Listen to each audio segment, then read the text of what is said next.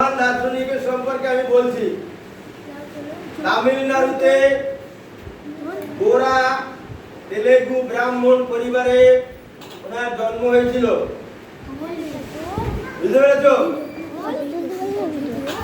নিম্ন মধ্যবিত্ত পরিবারে অভাব নিত্য সঙ্গী, সচ্ছলতা বলতে কিছুই ছিল না, অর্থাৎ গরিব ঘরে জন্মগ্রহণ করেছিলেন।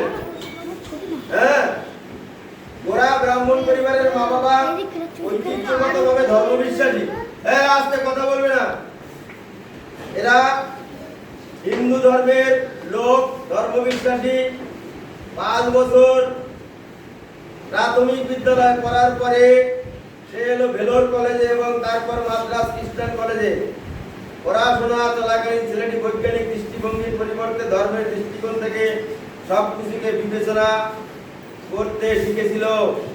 তাই বুঝেছিল জীবনের সবকিছু চাওয়া পাওয়ার সঙ্গে ধার্মিক অনুসরণ একাত্ম হয়ে গেছে।